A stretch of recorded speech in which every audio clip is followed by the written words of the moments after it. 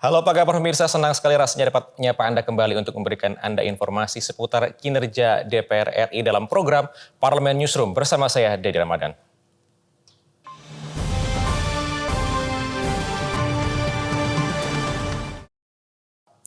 Kita awali Parlemen Newsroom dengan informasi pertama pemirsa. Ketua Komisi 5 DPR RI Lazarus mengapresiasi pelaksanaan infrastruktur dan transportasi mudik lebaran tahun 2023.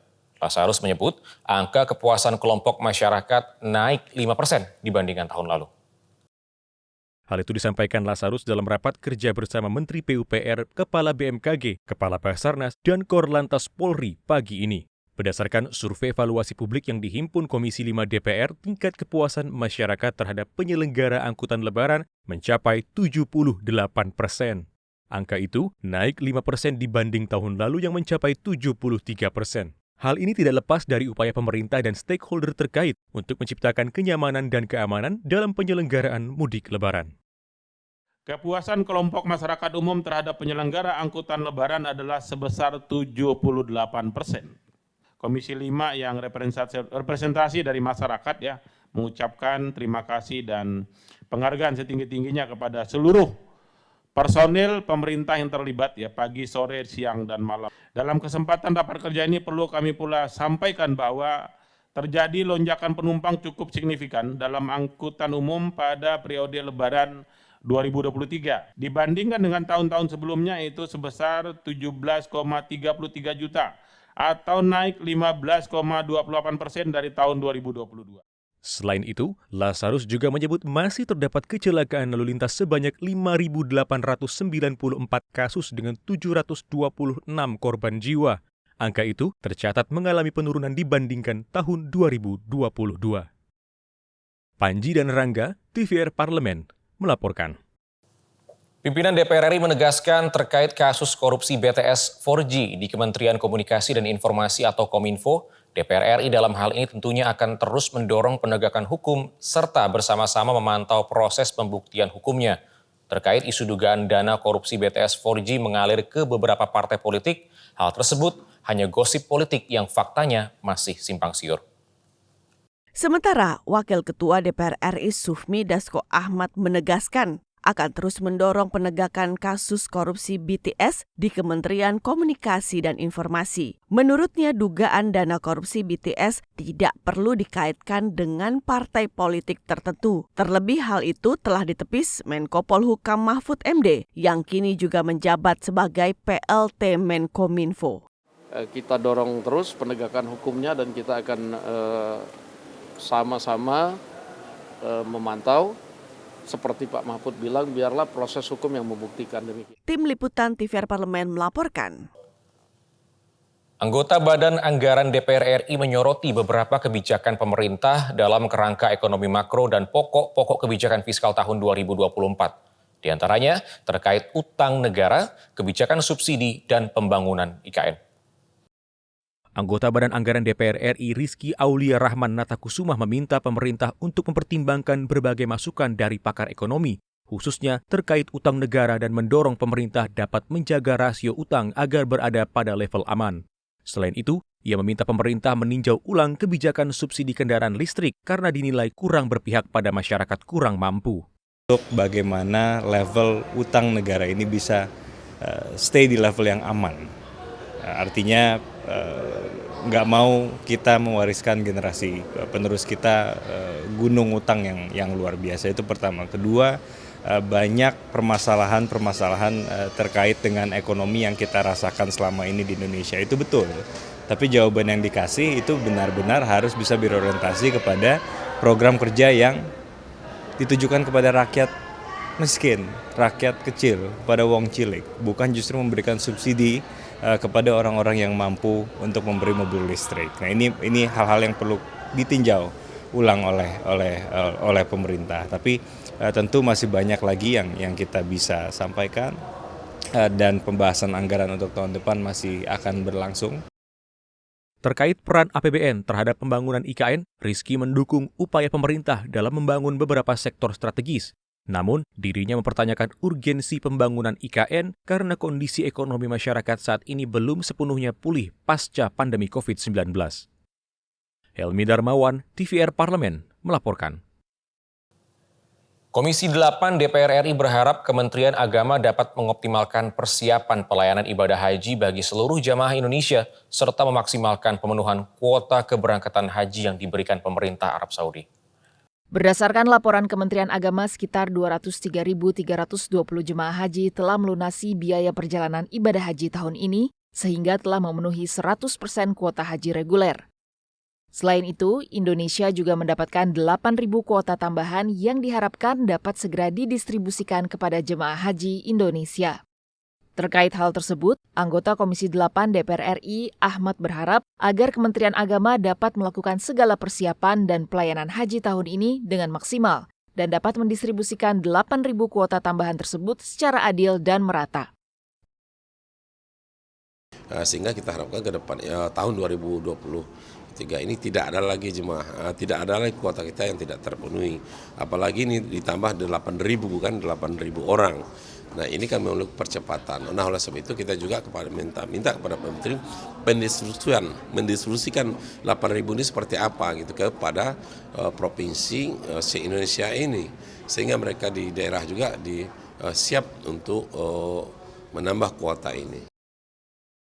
Selain itu, Ahmad juga menekankan agar Kementerian Agama dapat meningkatkan pelayanan bagi jemaah haji lansia dan berkebutuhan khusus, agar para tenaga pendamping dapat membantu mereka dalam menjalankan ibadah haji dari kedatangan hingga pulang ke Indonesia. Tim Liputan TVR Parlemen melaporkan.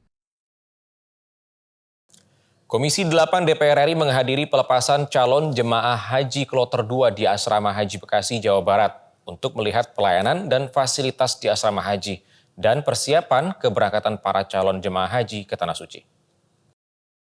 Didampingi oleh Kepala Asrama Haji Embarkasi Bekasi, Aep Saipuzzaman, Wakil Ketua Komisi 8 DPR RI Aceh Hasan Syazili menyampaikan sambutan dan arahan kepada para 440 calon jamaah haji dan melihat pelayanan yang diberikan di Asrama Haji Bekasi. Terkait hal tersebut, ia mengapresiasi pelayanan dan persiapan yang diberikan oleh Asrama Haji Bekasi yang melakukan proses pengurusan imigrasi dan pemeriksaan bagasi para calon jamaah haji pada saat di asrama. Hal ini mempermudah dan membantu para calon jamaah haji, khususnya yang pertama kali melakukan perjalanan ke luar negeri. Asrama haji ini membuat para jamaah nanti pada saat memasuki Bandara Soekarno-Hatta bisa lebih cepat gitu. Sehingga kita harapkan tentu pelayanan semacam ini akan memberikan efek psikologis juga bagi para jamaah gitu ya.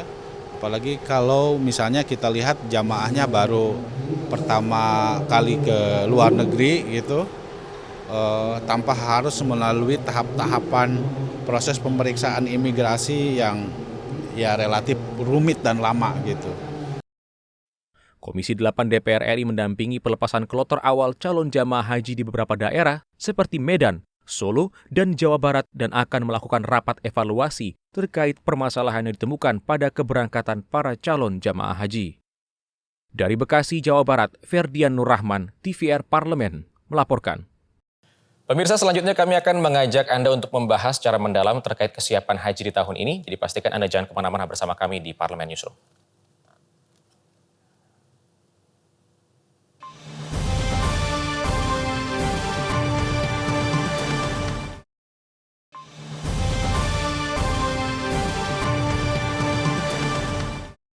Terima kasih Anda masih bersama kami di Parlemen Newsroom. Pemirsa, penyelenggaraan ibadah haji tahun 1444 Hijriah atau 2023 tahun ini akan segera digelar. Dan berbagai upaya persiapan telah dilakukan oleh pemerintah dan DPR RI guna memastikan kelancaran penyelenggaraan ibadah haji.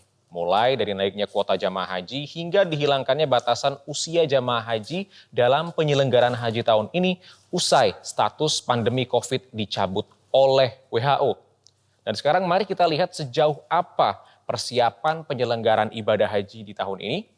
Dan kalau pemirsa, kita melihat di sini DPR RI berhasil mendesak pemerintah untuk tidak menaikkan biaya haji secara drastis. Seperti yang kita tahu sebelumnya, pemerintah sempat mengusulkan kepada DPR untuk menaikkan biaya ibadah haji di tahun 2023.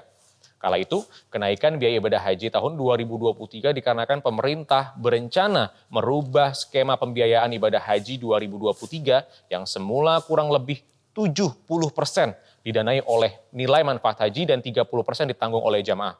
Dan nantinya tadinya rencananya adalah skemanya akan dibalik menjadi 30% ditanggung oleh nilai manfaat haji dan 70% ditanggung oleh jamaah langsung. Hal ini sempat menjadi polemik di tengah masyarakat hingga banyak masyarakat yang meminta kepada DPR RI untuk tidak menyetujui usulan pemerintah tersebut. DPR RI pun mendengar aspirasi dari masyarakat, akhirnya DPR RI pun dengan segala upaya berusaha agar dapat menemukan jalan tengah dalam menemukan skema pendanaan biaya penyelenggaraan ibadah haji agar tidak memberatkan masyarakat. Namun akhirnya DPR RI berhasil membatalkan rencana usulan kenaikan BIPIH 2023 yang tadinya jamaah harus membayar sekitar 69,2 juta rupiah menjadi rata-rata 49,8 juta rupiah atau 55,3% dan sisanya menggunakan dana manfaat per jamaah sebesar 40,2 juta atau 44,7%. Lalu kalau kita melihat ke informasi selanjutnya, di sini adanya penambahan kuota haji di penyelenggaraan ibadah haji tahun ini. Indonesia pun memperoleh kuota tambahan haji di tahun 1444 Hijriah atau 2023 Masehi yang tadinya sudah ditetapkan sebanyak 221.000 jamaah. Ya, dan kini menjadi 229.000 jamaah. Dan ini total penambahannya itu sekitar 8.000 kuota. Jamaah haji reguler mendapatkan 7.360 slot dan 640 slot untuk jamaah haji khusus. Lalu tidak hanya itu pemirsa, di sini DPR RI juga turut memperjuangkan hal lainnya untuk mendukung kelancaran ibadah haji. Di antaranya terkait dengan peniadaan batasan usia serta penambahan kuota haji bagi lansia. Jemaah di atas usia 65 tahun tetap bisa berangkat. Di mana sebelumnya karena adanya pandemi COVID-19 ini usia 65 tahun ke atas tidak diperbolehkan untuk berangkat haji. Dan juga ditambahkan kurang lebih 10.000 kuota prioritas lanjut usia. Hal ini juga untuk mengurangi antrian haji Indonesia dan ditambah tahun ini WHO sudah mencabut status darurat COVID-19. Namun pemirsa, terkait tidak adanya batasan usia, DPR RI juga menghimbau agar pemerintah menyiapkan pendampingan khusus untuk lansia, serta pelayanan kesehatan yang mumpuni bagi seluruh jamaah haji Indonesia, diantaranya seperti setiap kloter yang disediakan di 1 dokter dan 2 perawat, serta adanya tim kegawat daruratan medis untuk deteksi dini hingga pos kesehatan di bandara, di sektor Arafah, Musdalifah, Mina, dan Jumroh. Dan selain itu kesiapan Bandara Kertajati yang sudah mendapatkan izin dari Saudi Arabia, sehingga ribuan jemaah haji dari Jawa Barat bisa berangkat dari sana ya. Lalu ada pun juga fasilitas lainnya juga harus diperhatikan seperti asrama haji, lalu juga konsumsi dan juga akomodasi. Di balik naiknya biaya haji tahun ini, Komisi 8 DPR RI mendesak pemerintah agar pelayanan haji harus sepadan dengan biaya kenaikan yang dibayarkan oleh jamaah. Lalu pemirsa, ada juga tanggapan di sini dari Bapak Ahmad, anggota Komisi 8 DPR RI, ya. Di sini beliau mengatakan kami DPR RI khususnya Komisi 8 akan memantau proses haji nanti, jangan sampai biaya naik tetapi pelayanannya tidak meningkat. Tapi kalau biaya naik karena pelayanan meningkat itu tidak masalah, itu yang dikatakan oleh Bapak Ahmad. Lalu di sini Komisi 8 DPR RI lainnya TB Aceh Hasan Syazili turut menanggapi soal kesuksesan pelaksanaan ibadah haji 2023 ini. Dan ini berikut kami tampilkan wawancara yang kami kutip dari laman media sosial YouTube DPR RI berikut ini. Tadi telah disepakati bahwa anggaran yang diberikan yaitu sebesar 283 miliar dipergunakan untuk tambahan anggaran untuk penambahan kuota sebanyak 7.300 dan karena itu maka kita minta kepada Kementerian Agama untuk memanfaatkan kuota 8.000 tersebut sebaik-baiknya dengan tetap menitik beratkan kepada pelayanan yang terbaik. Dan tentunya pemirsa, upaya-upaya DPR RI juga mendapatkan sorotan dari media internal maupun nasional. Di media nasional sendiri, di sini tinjauan Komisi 8 DPR RI untuk memeriksa kesiapan ibadah haji turut dipublikasikan. Salah satunya adalah keasama haji. Lalu juga di sini kalau kita lihat sorotan media internalnya juga ada pemirsa. Meski sesuai daftar tunggu, Aceh Hasan berharap kuota tambahan calon jamaah haji dapat dipertimbangkan jamaah haji lansia. Dan juga di sini ada Komisi 8 meninjau persiapan dari pelaksanaan haji di 2023 di Kota Batam. Lalu ini adalah beberapa contoh dari sorotan media nasional ya. Di sini meninjau juga ke Asrama Haji di Donohudan, Komisi 8 DPR RI, dan juga Komisi 8 DPR RI meninjau kesiapan Asrama Haji di Batam yang tadi juga sudah sempat dibahas di media internal DPR RI. Baik pemirsa, tentunya sebagai masyarakat kita mengharapkan bersama bahwa tahun 2023 ini kelangsungan ibadah haji tidak ada kendala yang berarti dan para jemaah dapat beribadah dengan lancar dan kembali dengan selamat. Kami akan membahas kembali terkait pemberitaan persiapan haji 2023 dari sorotan media nasional dan langkah-langkah Biro Pemberitaan Parlemen untuk menyebar luaskan informasi terkait keterlibatan DPR RI dalam menyukseskan perjalanan haji. Jadi tetaplah bersama kami di Parlemen Newsroom.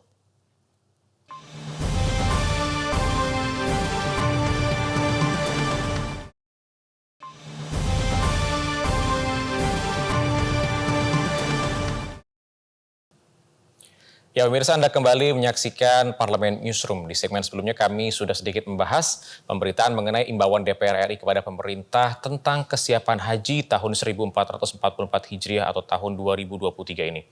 Dan untuk membahasnya lebih lanjut, saat ini sudah bersama kami Kepala Biro Pemberitaan Parlemen Bapak Indra Palhevi. Apa kabar Pak? Alhamdulillah baik, Mas Adi, sehat ya. Terima kasih sudah meluangkan waktu untuk hadir di Parlemen Newsroom Pak. Seperti biasa Pak, ini untuk tema kita pada hari ini Pak, ini terkait dengan kesiapan haji dan juga imbauan DPR RI kepada pemerintah terkait persiapan haji di tahun ini bulan Juli ya Pak ya. Iya. Kalau nggak salah ya. Dan ini sebetulnya bagaimana Pak rencana dari peliputan dan juga kesiapan dari pemberitaan untuk bisa memberikan pendampingan terkait juga pemberitaan kepada DPR RI Pak? Ya, berdasarkan pengalaman tahun 2022 yang lalu ketika tim Was Haji melakukan kerja-kerjanya ya, itu memang peliputan yang khusus untuk meliput tentang pengawasan tim Was itu kurang, bahkan sangat kurang.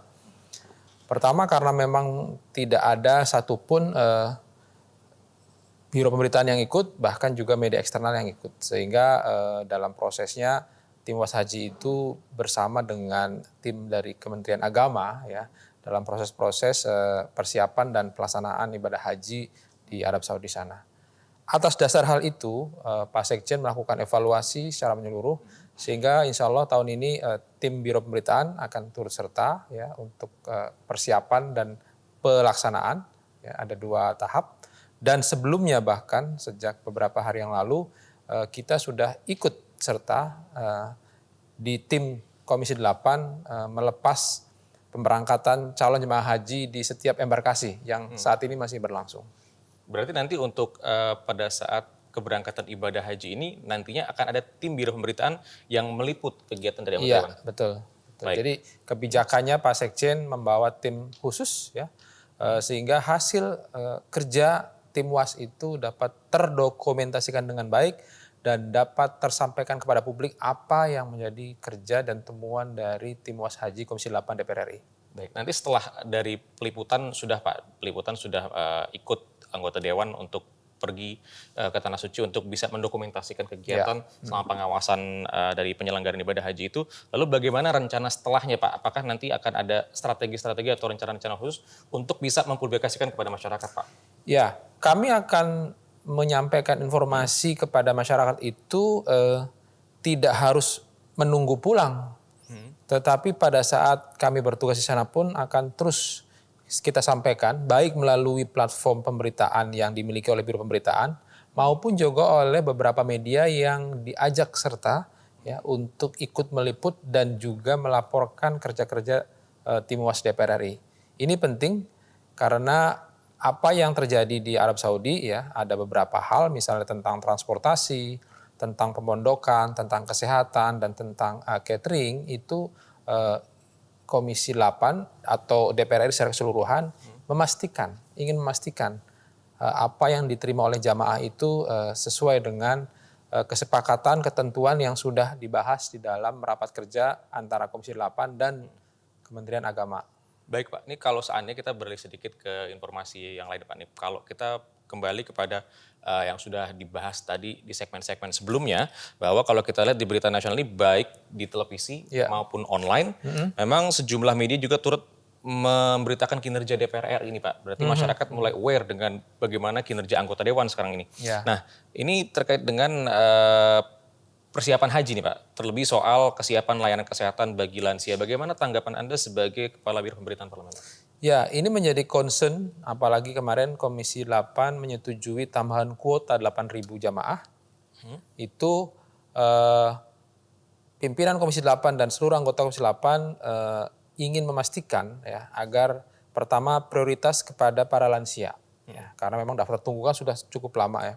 Yang kedua, dengan kondisi lansia tersebut, maka Komisi 8 khususnya itu meminta kepada Kementerian Agama untuk benar-benar memperhatikan hal tersebut ketika berada di tanah suci. Ini penting ya, karena di tahun ini diperkirakan sekitar 5-6 juta jamaah haji seluruh dunia akan bertemu atau berkumpul di Makkah dan Madinah. Karena memang setelah pandemi beberapa tahun ke belakang itu sempat vakum dan dibatasi kuotanya. Dan tahun ini sudah luar biasa. Nah kalau kita melihat juga Pak, bagaimana sebetulnya Biro Pemberitaan Parlemen ini bisa memblasting informasi-informasi tersebut itu nantinya bisa diterima masyarakat. Apakah Biro Pemberitaan juga ada bekerjasama dengan media luar kah? Atau memang nantinya akan tetap menekankan dengan dari tools-tools yang ada di dalam? Atau bagaimana Pak? Kombinasi ya. Kita punya pengalaman ketika DPR berhasil menekan biaya ibadah haji.